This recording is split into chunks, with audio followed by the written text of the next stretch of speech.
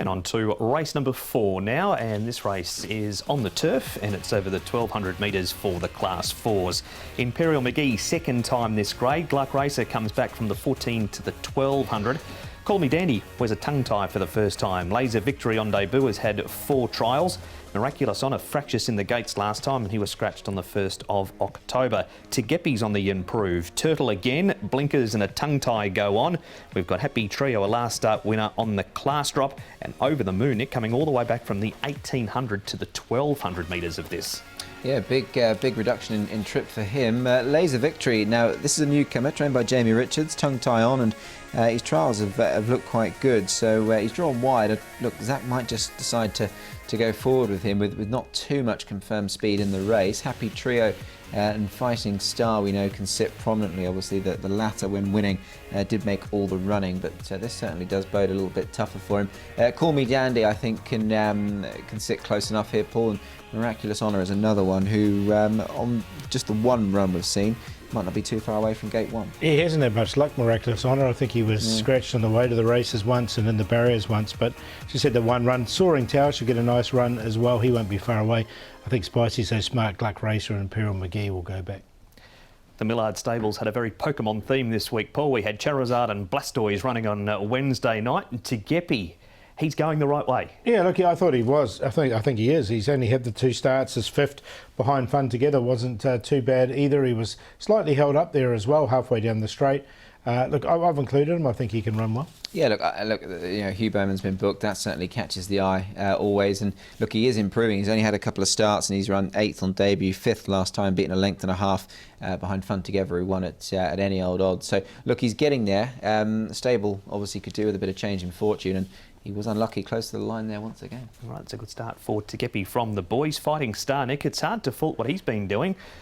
Dashing win in Class 5 from the front 2 starts ago, and he followed up with his placing up in grade last time. Yeah, this was a super run. Now the winner was E-Brother. That's him down on the fence, and you'll see very shortly that Fighting Star basically does head him, and then he battles back E-Brother to go and win. So it was a great finish between the pair. Handicappers put him up 2 for that. We'll carry an extra 3 given the nature of this race, but he is 0 from 14 in this grade, Paul. But on this evidence, as close as he's gone, you'd have to give him some sort of chance. Yeah, he's definitely a horse in form, isn't he? He's gone well with his last 2 starts, so we'll see what he can do in this. We move on from him, Paul, to Happy Trio, who has Class 5 form. Can he bring that up and be competitive up in grade on Sunday? Well, that's the question. I didn't quite include him in there. I don't know if he could put 2 together straight from Class 5 to Class 4. So I haven't got him in, but he should get a nice enough run and he should be right on the pace.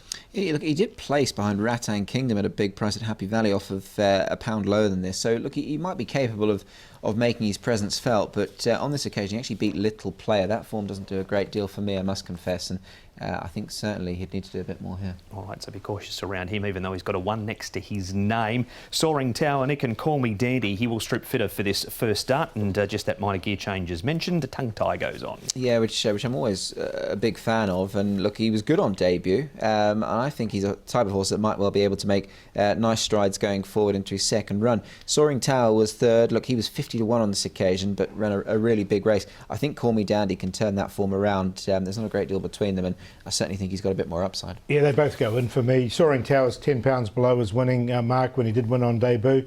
Shows he's back to a bit of form, and Call Me Dandy, just a 1 start, he'll improve fitness-wise and everything, and he would have learned a lot from that. We do have a first starter in the race, Paul. Laser Victory is his name. Zach Purton for Jamie Richards. No luck with the barrier draw. He trialled impressively at Sha Tin 2 starts ago. This is his 3rd when not let go at Happy Valley. Yeah, he's going well, this horse. If he can get to the front, I think he can win. The tongue tie goes on, 1167 pounds. He's had the 4 trials.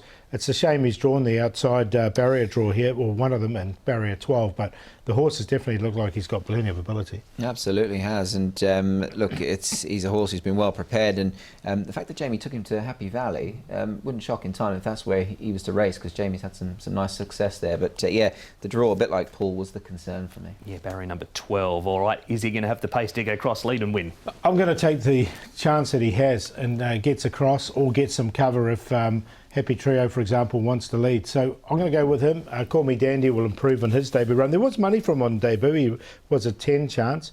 Tegepi, he's getting there. And Soaring Tower, well rated. 4, 3, 7, 11. Yeah, I'm going to go Call Me Dandy here. I think that run on debut was really good, and I think he can certainly improve. And he has actually dropped 13 pounds in body weight and a tongue tie going on, so there's a bit happening with him, and he's got a much better draw as well, middle of the line in 6. Laser Victory in for second. Look, he's done everything right, bar receive a poor draw, and he's related to plenty of sprinters in his family, so there's natural speed in the pedigree. Soaring Tower goes in. He was better last time. Hopefully he can back it up. And Fighting Star, I've put him in there for 4th, even though he's yet to win in the grade. That run last time was very creditable. 3, 4, 11, 9. And that is race number 4, which is also the first leg of Sunday's Triple Trio.